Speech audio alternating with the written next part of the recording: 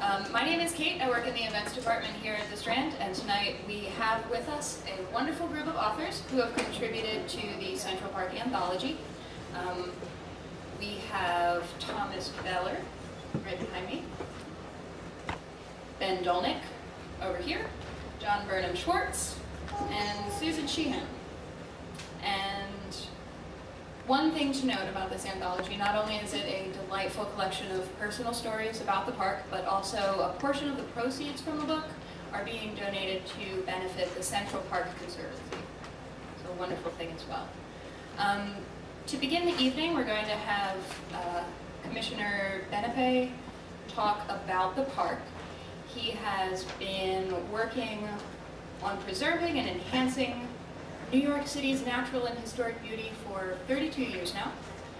He's been the Parks Commissioner since 2002, so for 10 years, and just announced, I suppose, he is currently going to be retiring from that position and moving to a San Francisco-based organization called the Trust for Public Land, which is a national nonprofit dedicated to conservation.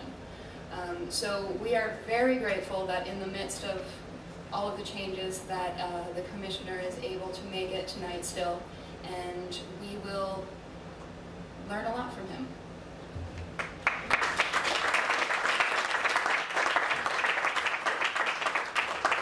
Thank you very much, Kate. And it's a pretty unusual venue for me to be in the rare books room.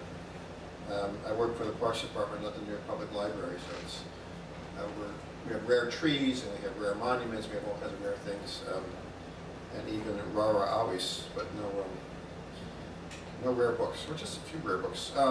Anyway, I'm thrilled to be here for a lot of reasons. One, because we're talking about Central Park, and Central Park is where I spent the better part of my juvenile delinquency. But it's also sort of the world's park. It's a park that when people say to me, "Oh, I love the park," I don't have to say which park.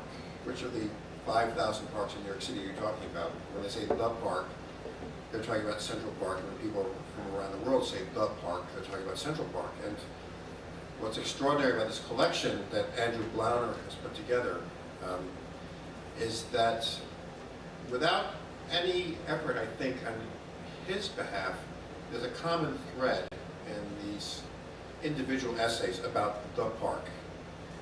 And it's something where the park is part of the DNA of New Yorkers. And that comes out in all of these pieces.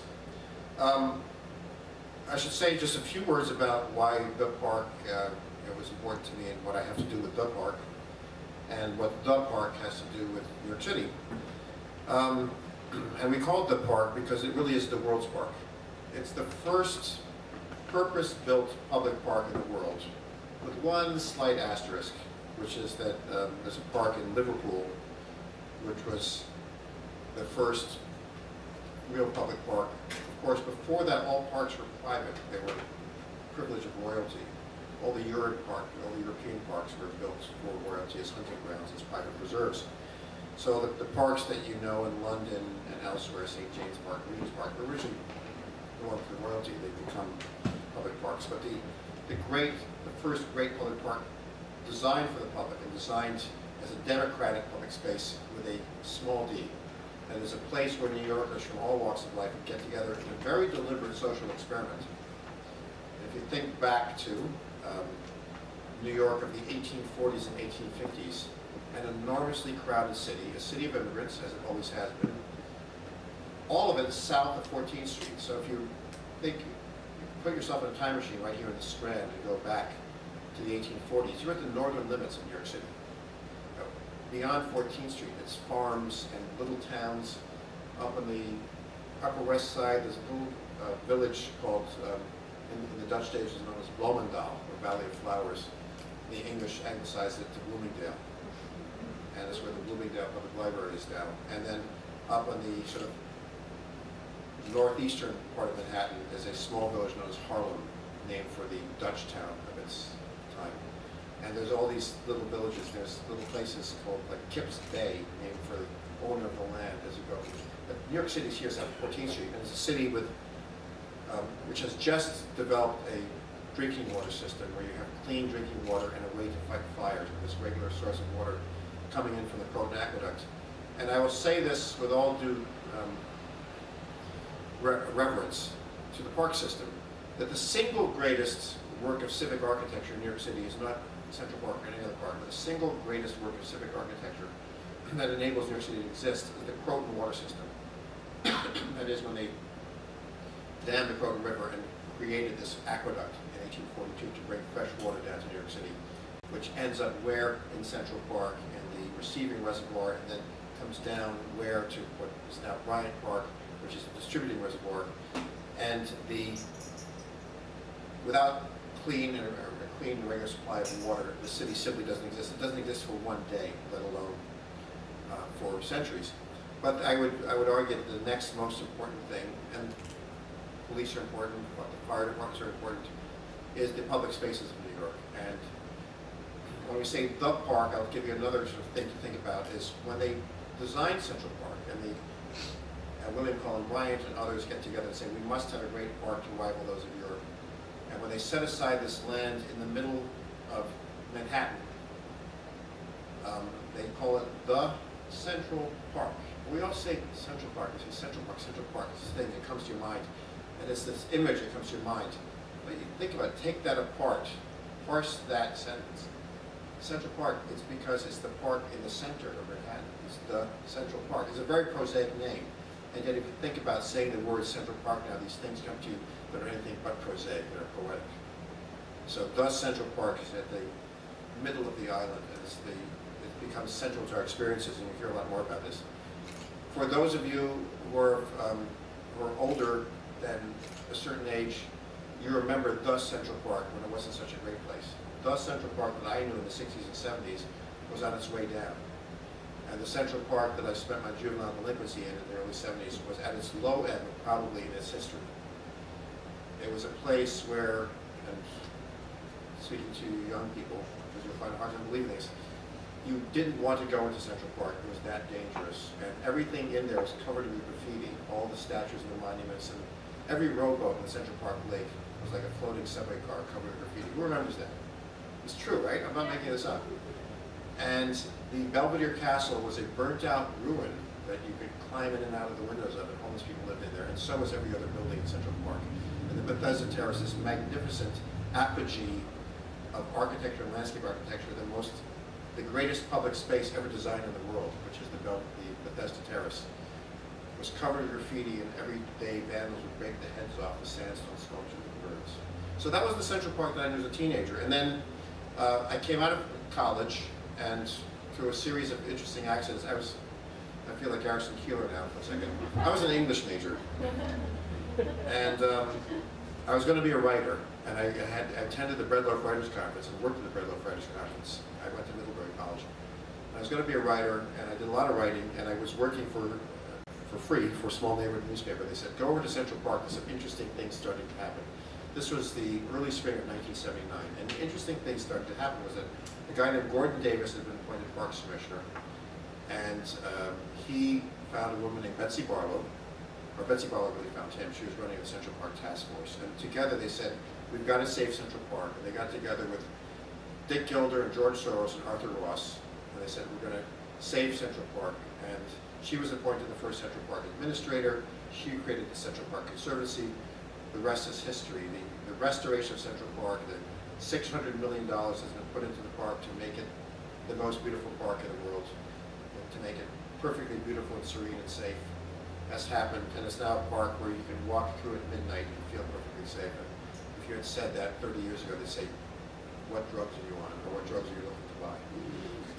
So that's where we are today. The Central Park Conservancy does an outstanding job, but what these essays have in common, these beautifully written pieces, is everyone for some reason goes back to a different Central Park, an edgier Central Park, and even my own introduction, I go back to that Central Park of when I was a teenager, when despite its incredibly rough edges, you went there because A, it was this incredible work of landscape architecture, it was a work of genius, and B, it was all we had. It was our nature, and even if the sheep meadow was a dust bowl, and everything was covered with graffiti, and the lake was a fetid swamp, it was all that we had. And Now, of course, it's no longer that way. It's glorious, but it's our Central Park. It's the park, and it's just my pleasure to be here and to have been a part of this extraordinary work that Andrew has put together. I think everybody should have it. Everybody who cares about New York needs to have this book, and you should buy it for all your friends and give it to them. I just want to say a quick thank you to Vicki Karp, who's in charge of the public affairs at the Parks Department. She is a brilliant writer and editor, and the intro that I wrote is 50-50 her work, so it's not just my intro. We worked on this together. I'm a reformed journalist, and Vicki is a great writer and editor. I also want to say hello to Rachel Horovitz. Rachel and I worked for Henry Stern when he was the Parks Commissioner back in the 1860s. No, this was in, what year was that, Rachel? Sort of. You were much younger. Rachel's much younger than I am. Something in 1980s, 1985. Rachel, of course, now is a great movie producer, Moneyball, among many others. But we were part of the kiddie corps working for Henry Stern in the Parks Department in 1985. And I'm so happy to see Rachel. And so that's my introduction, and we're gonna hear a lot about Central Park, then, now, whatever. And this is just a great evening. Thank you very much.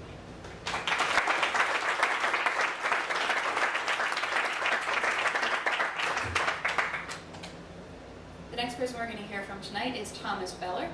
Thomas has written 2 novels, Seduction Theory and The Sleepover Artist, as well as a book of essays. His stories have appeared in many magazines, including The New Yorker and Plowshares, as well as he has edited a number of anthologies. Thomas Beller was the founder and co-editor of the literary press and journal Open City.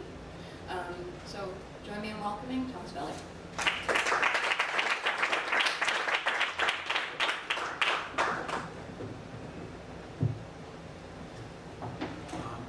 Thank you so much for coming. Thank you, Andrew, for putting this book together. And what a pleasure to be in the same room and sort of sharing a microphone with Commissioner Benepe.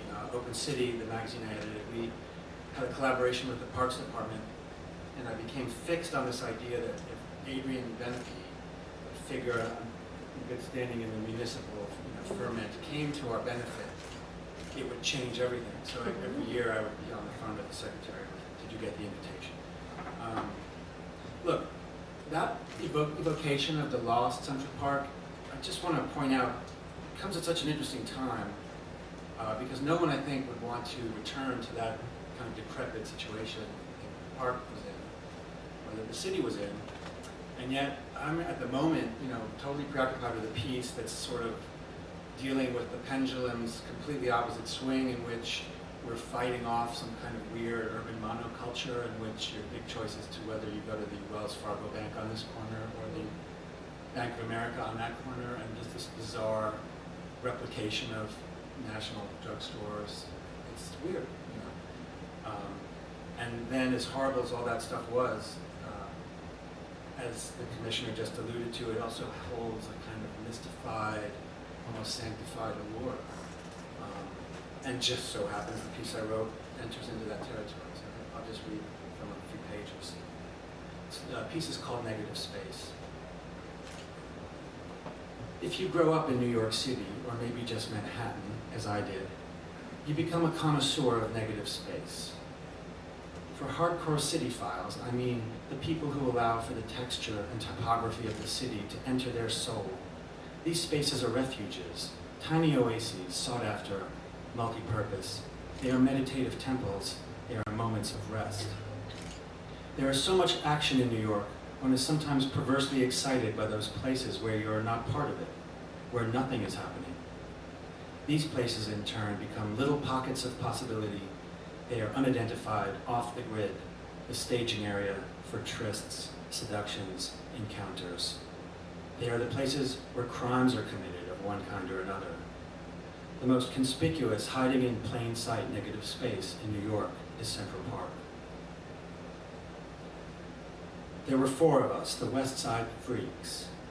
Worth and I lived on Riverside Drive. John and Adrian lived on Central Park West.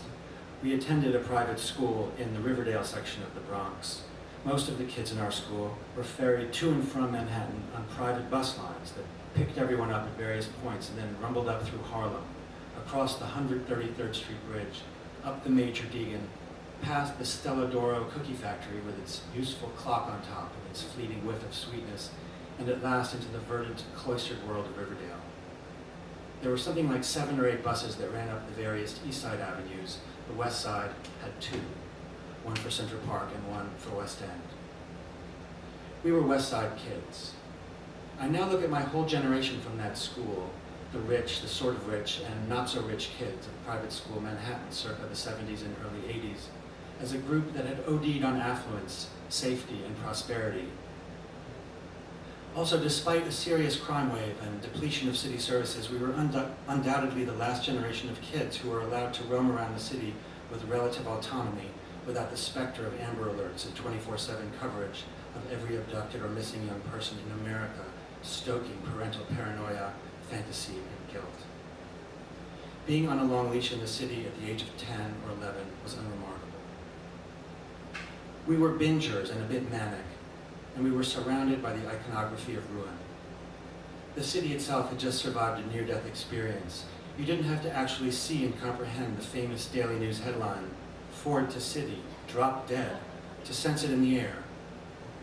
When you're a kid, pending anarchy is something you root for. It means school is out, all bets are off, that the city was in a state of extreme dishevelment, complicated and added to this manic behavior. I'd like to say it made my peers and I, on some level, feel guilty about our good fortune, but that was not the case. Rather, it made everyone a barbarian, sacking an already crumbling world for fun. We were destroyers.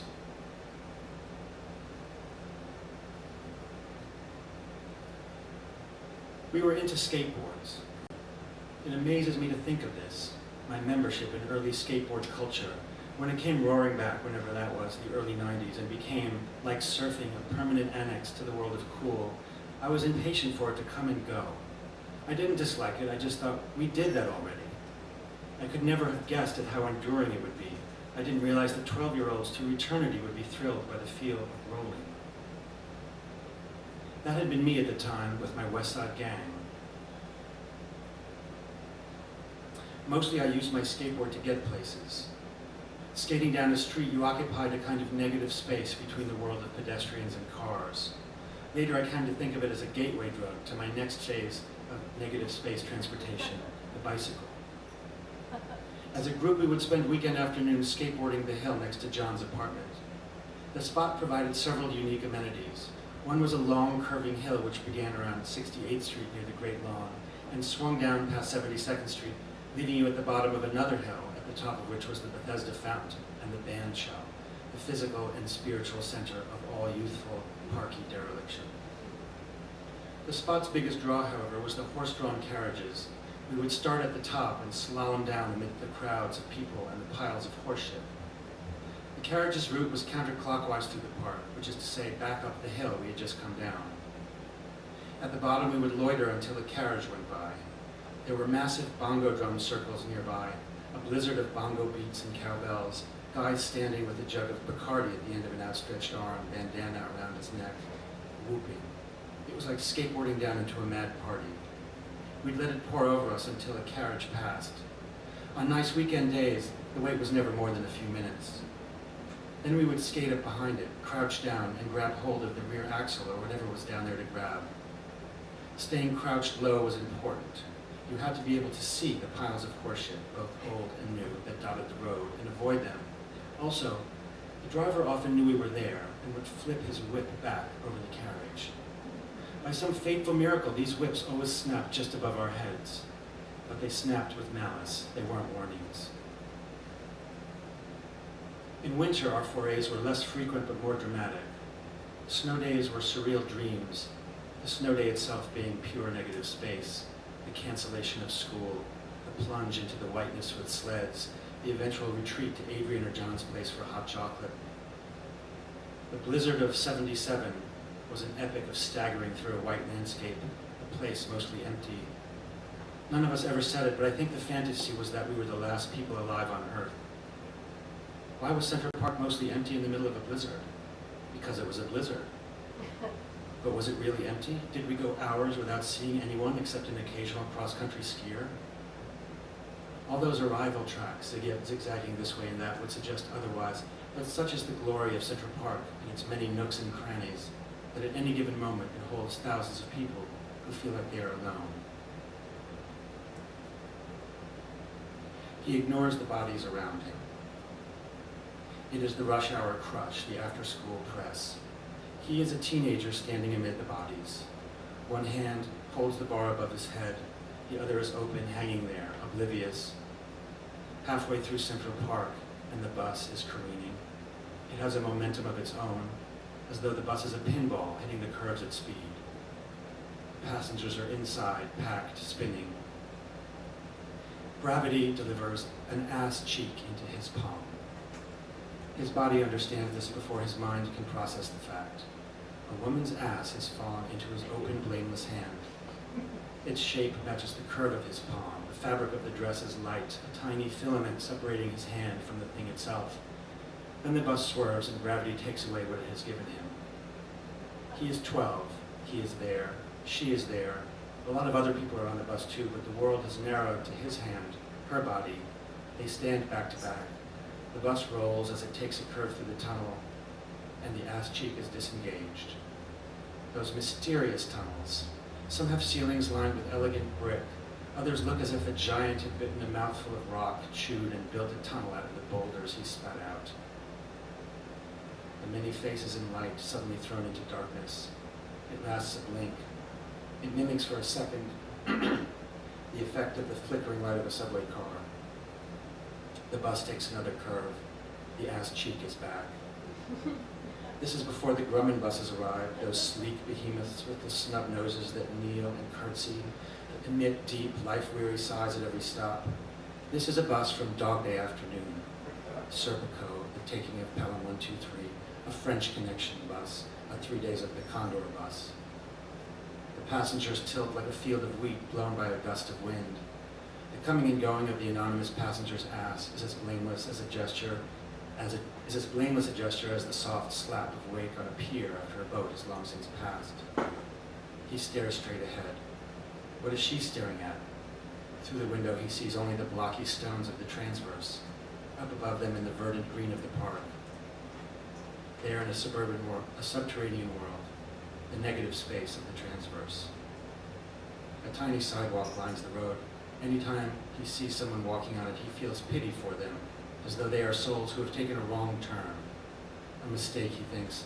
Anyone on that sidewalk has made a terrible mistake. I'll stop there. Thank you.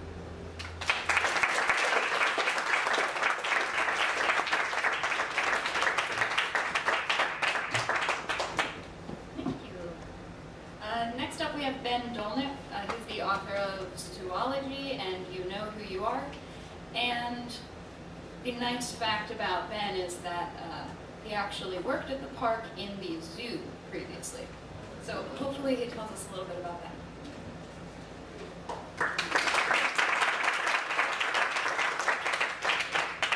Thank you. Yes, I am Ben Dolnick. I did work at the park once, one summer, about almost 10 years ago now, unbelievably.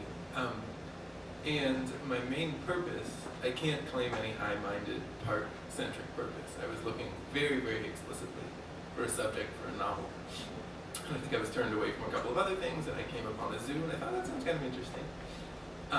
But it did end up being deeply important to me, and so this essay that I'll read a little bit of is about how I came to work there, and then how working there came to become a novel.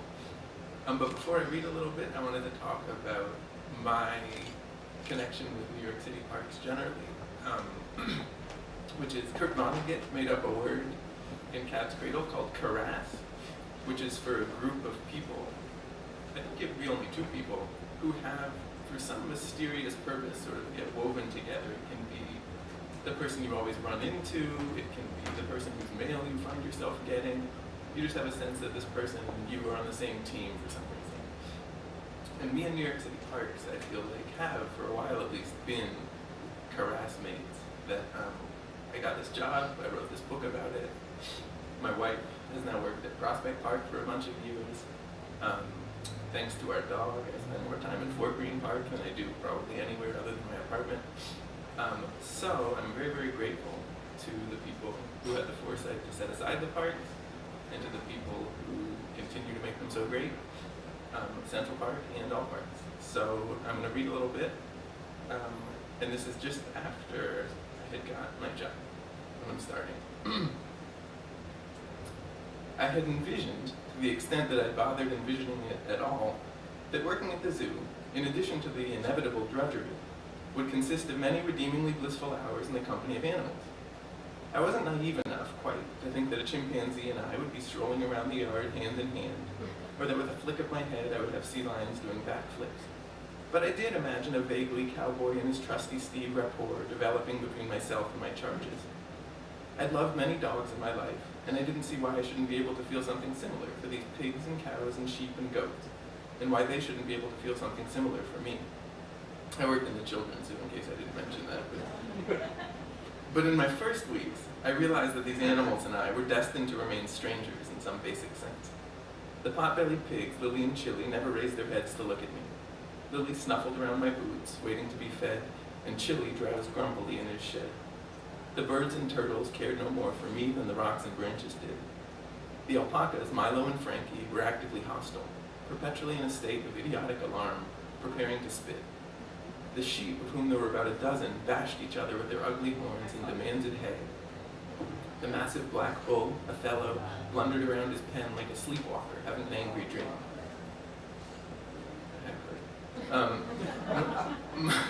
My only solace, and it was a highly relative solace, was the goats. Another keeper had said to me, while he was showing me around, that they were as friendly as dogs, and this may almost have been true if the dogs he had in mind were feral.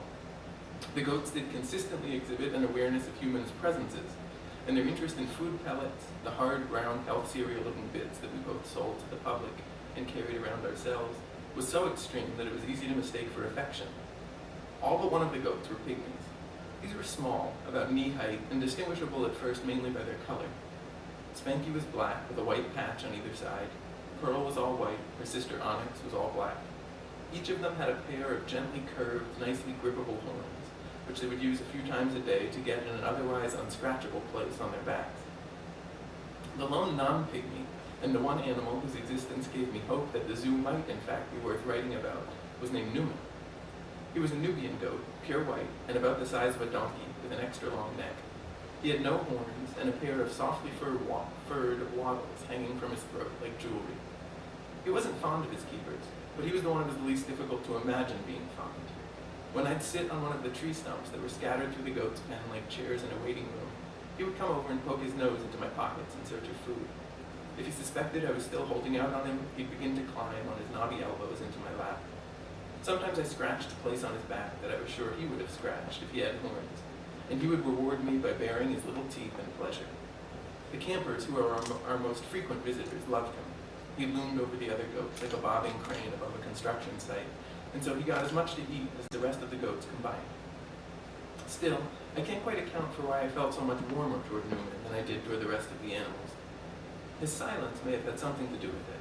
The rest of the goats were constantly belching/screaming, or it may just have been that, like Tom Hanks with his volleyball in Castaway, I needed to make a friend of at least one of the non-humans with whom I was for the time being stuck.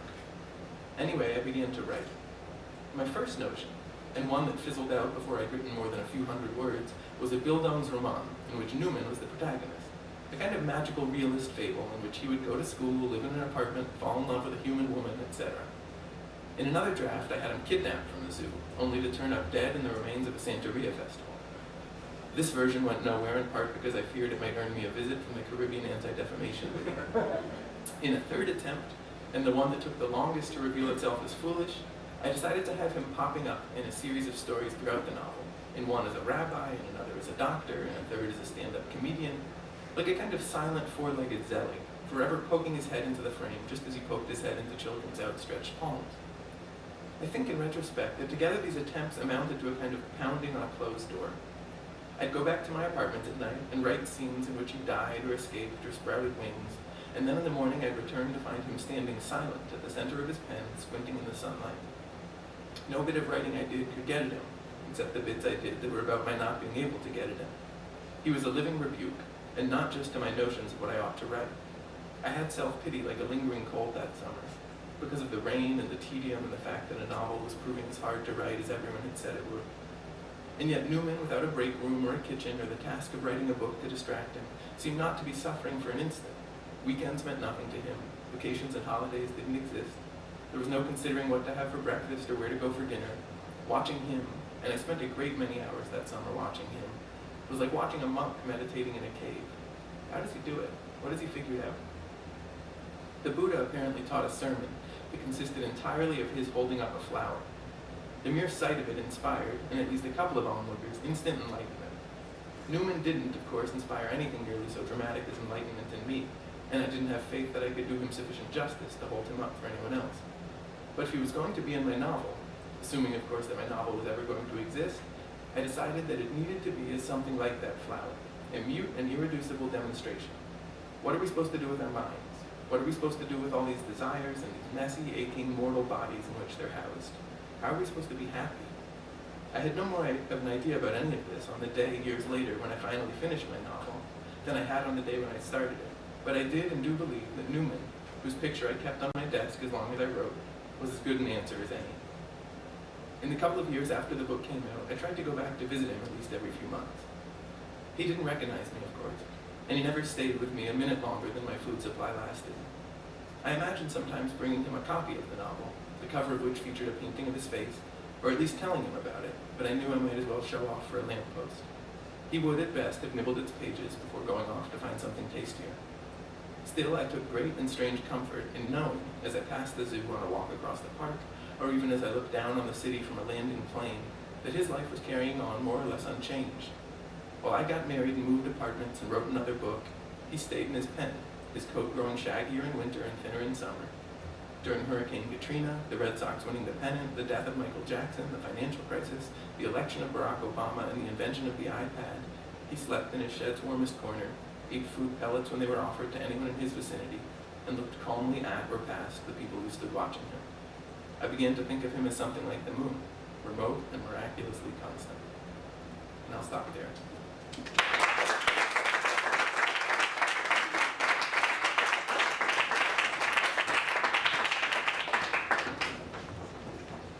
Great. Next up, we have John Burnham Schwartz, who's the author of 5 novels, including Reservation Road, which was then turned into a movie from his screenplay, and most recently Northwest Corner. His work has appeared in many publications, including The New Yorker and The New York Times. He's taught at Iowa Writers Workshop, Harvard University, Sarah Lawrence College, and is currently literary director of the Sun Valley Writers Conference. So please join me in welcoming John Burnham Schwartz. Thanks. I just want to say a quick thank you to Andrew Lammer. If Andrew didn't exist, we would have to invent him, but he wouldn't be nearly as much of a gentleman. So he put this whole thing together, and he sent the emails and the phone calls that, in some cases, called forth from us, from little scraps of memory or whatever, these essays as they are. And it's a really fun anthology to be a part of. And I want to just say to the commissioner, give thanks as a kid who grew up on the Upper East Side on 96th Street. Spent a lot of my time in a park, much like what you described. Thank you for the extraordinary and important work. We really appreciate it. So it was in 2009, actually. It was the weekend of Halloween that my son, who was then 3.5, came down with a very strange and frightening ailment. He had 105 fever that wouldn't go down. Anyway, my wife and I quickly found ourselves in Mount Sinai Hospital. It was a time of swine flu, I should add, so there was a fair amount of trepidation on top of the normal.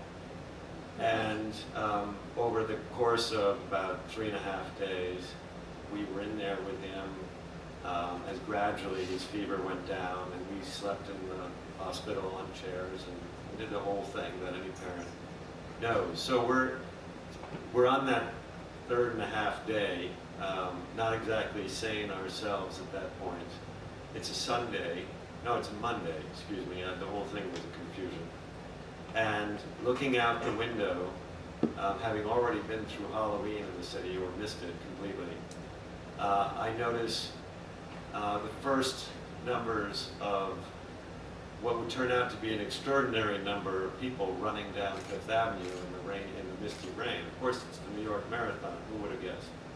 So they start coming down. It's, you know, they're probably on mile, I don't know, 22 or 23, and they're all kinds, as we know. I mean, they're the strong runners. There were people in wheelchairs being pushed by relatives. There was a man in a chicken suit. And I looked out and I saw my son. They had just taken out the IV, and I hadn't shaved in days. And I went and I got him, and I stood him up on top of the radiator box, and we were looking out over Fifth Avenue. He wanted to know who was chasing these people and why, which is a very good question, which I really don't know. But as we stood there, and I was sort of had my chin on his head, I was looking past the runners out at the Meadow, which is that area of 96 of Central Park between 97th Street and 100th Street. Now, as I said, I'd grown up on 96th Street, and then we moved around the corner to 95th Street. That was traumatic. And my brother and I, both of us, for between the ages of 4 and 14, had spent 10 years at a tiny little progressive school called Manhattan Country School that had a farm in upstate New York and no racial majority. It was a whole 60s thing, and we were a part of it as it grew into the 70s. It did not have a gym or many other things. So we rented one day a week a gym at St. Bernard's School, and the rest of the time we played in Central Park. And I think it's quite possible to say that probably during those years, especially as I got, you know, into 8, 9, 10, that 30 or 40% of my waking hours were spent in the park in one fashion or another. And a park, as I said, not completely unlike the park that the commissioner described earlier. It's really hard to grasp it if you weren't there, but if you were there, it's not hard at all in some fashion. So I'm just going to read a few pages from an essay that Andrew inadvertently called forth when he emailed me about possibly writing an essay. And it's about those days then. It was in the Meadow that one winter's day at the age of 9, I was mugged within sight of my class and teacher. It was not a dramatic event. It was just another day, really. At that time, it was not hyperbole to say that our school's entire stock of winter sports equipment consisted of 2 flexible flyer sleds, only one of which was operational. During park time, on days after a snowfall, our phys ed teacher, a large, in our eyes, giant, muscular, gravel-voiced ex-con of surpassing gentleness named Doc, would stack us 2 at a time on the lone steerable flyer, and with huge hands shove us down the mild hillock on the west side of the field, that slope which eventually I would forget existed. Each time the sled would be dragged back to the start line, we'd flock around it like baby penguins wanting food, crying out, "Doc, Doc, Doc!" If he picked you, I swear you grew taller instantly. That particular day, he grinned at me and the other kids stepped aside. I lay down on that magical sled and took the steering bar in my gloved hands. Behind me, I heard Doc call the name of one of the other short boys, and a moment later felt the boy's weight stretched along my back, pressing my ribs uncomfortably against the sled. A brief jostling between us for better position, our parkas rubbing with an insect whine. Then a huge hand clamped down on us. Doc took 3 powerful strides, gave a shout of encouragement, and heaved us off. The sled dropped over an invisible lip, rapidly gaining speed. What snow was left had melted and hardened overnight into a wide basin of rough gray ice that grew rougher and grayer as it thinned over the middle of the field. The metal runners scraped and whooshed beneath me. I heard a repetitive squeak and realized that the boy on my back was laughing. I began to laugh too. We were both squeaking and laughing with the sled bumping over ruts and runnels on the ice, and then I heard a different sort of sound and felt a lightness and knew that somehow he tumbled off. I did not look back. I was on my own finally, across the middle of the field and still moving at a decent speed. A approaching the two elms at the east boundary. Beyond it, nothing but the empty walking path and the exit. As far as I knew, no one from my school had ever made it this far in a flexible flyer sled. Possibly it was a local record of some kind. The sweetness of my triumph began to dawn on me, and I let my feet drag over the ground, slowing my speed. Soon I'd stop completely. For a while, I just lay there far from everyone, smiling to myself. I didn't see them until they were almost on top of me. They'd been waiting for me behind the trees. 3 teenagers. The tallest already had my sled in his hands. Frozen with fear, I did and said nothing. I watched them run with the sled out through the 99th Street entrance and up Fifth Avenue. Perhaps a minute later, Doc sprinted past me at full speed, following the boys out of the park. I remained where I was, under the elm's naked branches. Some minutes later, I saw Doc re-enter the park. He was dragging the sled by its knotted polo. He looked tired and unhappy with himself. Beside me, he paused to touch my shoulder. "Not your fault," he said. I have always wanted to believe him. Doc did not tell me what, if anything, he'd done to those boys, and I did not ask. A few years later, a boy in my class called me out to fight. "The meadow," he hissed, "after school." To me, it sounded like a movie, not my life. But when, a little uncertain, I showed up in the meadow after school, it turned out to be real. There he stood, taller, stronger, accompanied by another boy, some sort of second. We faced off. I was scared, of course, but beyond that, it was as though my heart had died inside me. The thought occurred to me that I should do something while the opportunity for action still existed, so I dove for his legs. My move caught him by surprise, and he fell backward. Pure instinct, I jumped on him, and for a fleeting moment, straddling his chest, cocked my fist back to punch him in the face. There are 2 types of people who have no idea who they are, it seems to me. The first type feels emboldened to act because he has no idea who he is. The second type feels paralyzed to act because he has no idea who he is.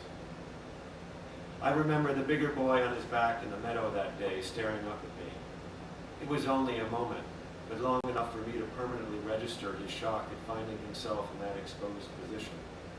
His expectation, almost a resignation, that he would soon get hit.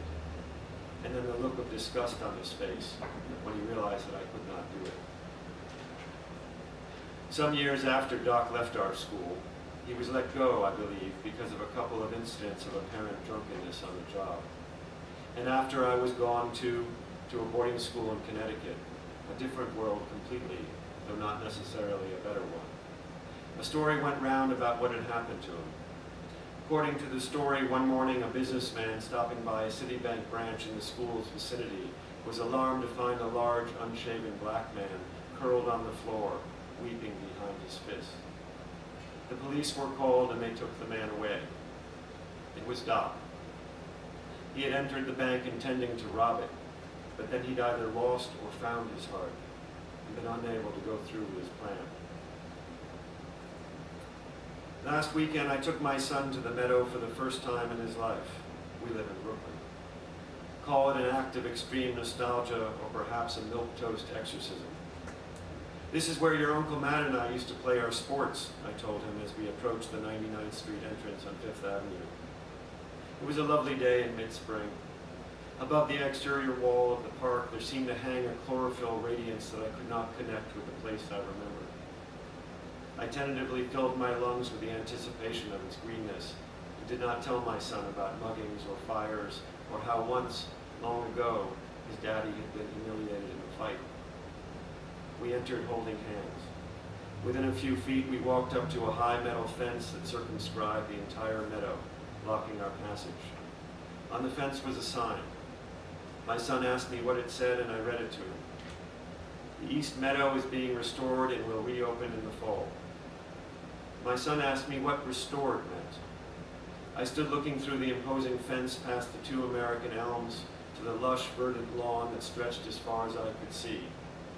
And I told my son that it meant that the stories of our youth, no matter how far in the past or what beauties may have grown over them, are never completely finished. Thank you.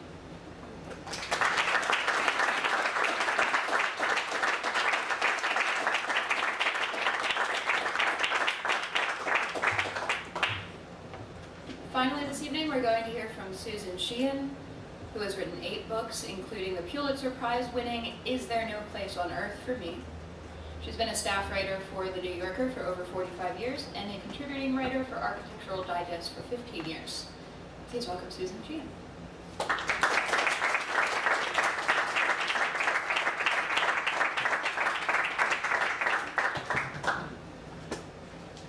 All of you, I'm grateful to Andrew because if everyone knows Central Park Anthology, there'd be no occasion to write about the prehistoric part before all the troubles, when it was idyllic, when I was young and my mother was young and we had wonderful times there. I grew up at East 79th Street and my childhood was spent up and down and around Manhattan, but Sunday, that was Central Park Day. And although we must have gone there dozens of times, those Sundays in the park with Mother had joyful sameness. The weather surely varied, but in memory it is sunny and cool, not cold. We are dressed in jackets or coats. I am carrying a paper bag, 3-day-old bread for feeding the birds. If we are walking, I scatter the breadcrumbs in the manner of Hansel and Gretel and the 6-sided pavement stones that are to be found on the west side of Fifth.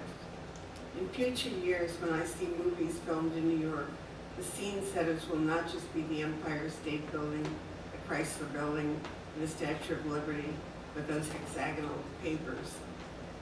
My pockets are filled with cubes of sugar for the horses I hope to encounter in the park or on the way there and back, and often did. Horses still pulled rag pickers' carts on cobblestone 2nd Avenue and on trolley track 3rd Avenue under the L. Men and women rode rented steeds on the park's bridle paths, and occasionally I had serendipitous encounters with police horses and with Central Park West-based horses pulling carriages on one or another of the roads that wended through the park. And I always fed them. My favorite place in Central Park, perhaps in the world when I was 7, was the Central Park Zoo. The first attraction, close to the 64th Street entrance, was the sea lion pond. While I admired the glistening bodies of the sleek mammals gliding on the surface of the water and disappearing below it, then surfacing to leap gracefully above it, often while barking, clowning, and clapping their fins, it was the display case on one side of the metal gated fence surrounding the pond that made the deepest impression on me. Arrayed in the case were a collection of sharp objects. Some appeared to be pointy rocks, but most resembled arrowheads.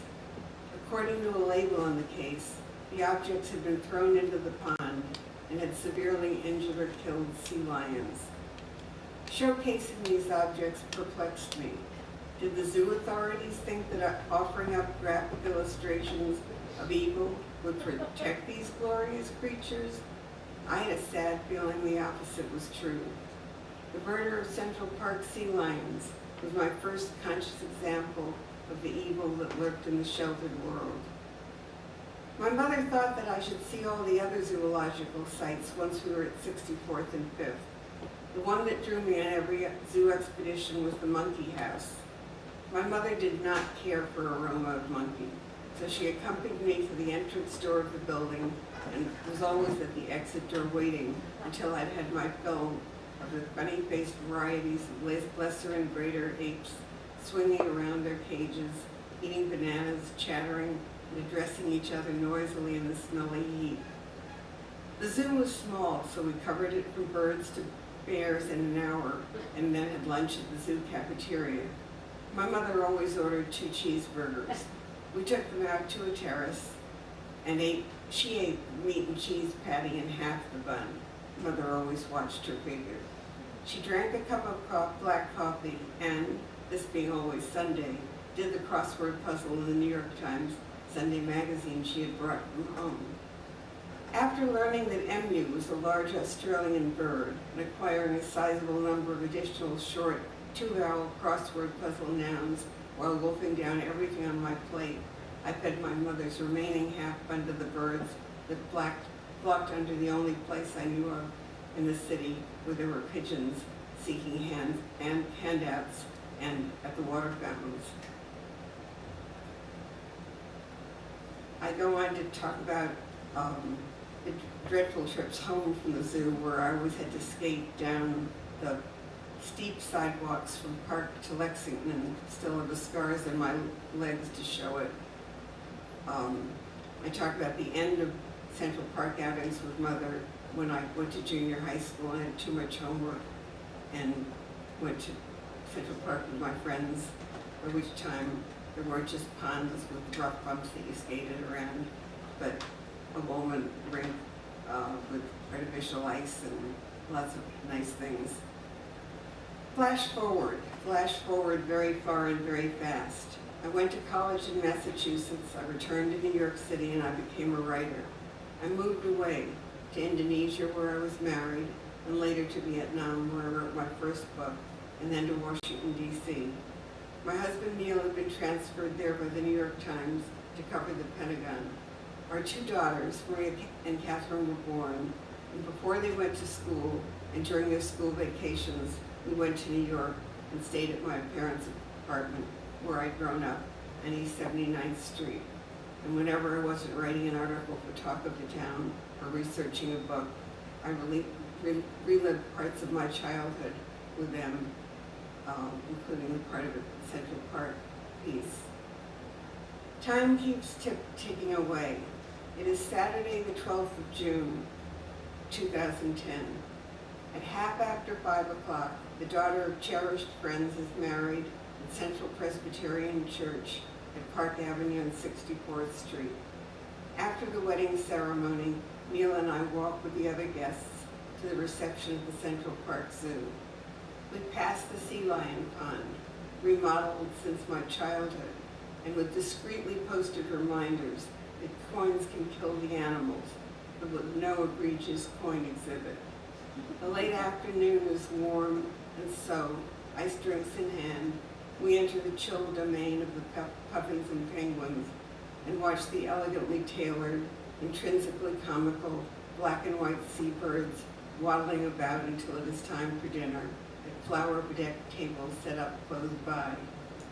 We raise our glasses to the young couple, and on the way back to the hotel, Neil and I speak of the fun we will have in 2011, taking our 3-year-old grandson on his first excursion to the ever-changing, ever-magical place that is Central Park.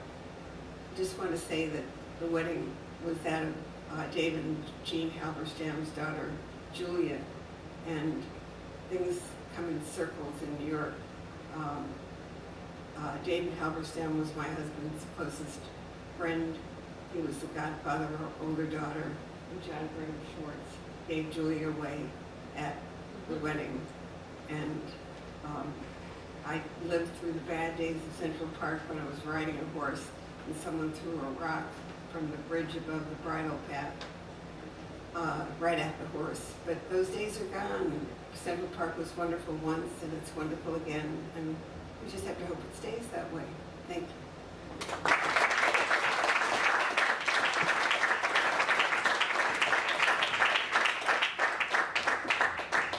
Big thanks to all of our speakers and to everyone for coming out tonight. And to Andrew, thank you again for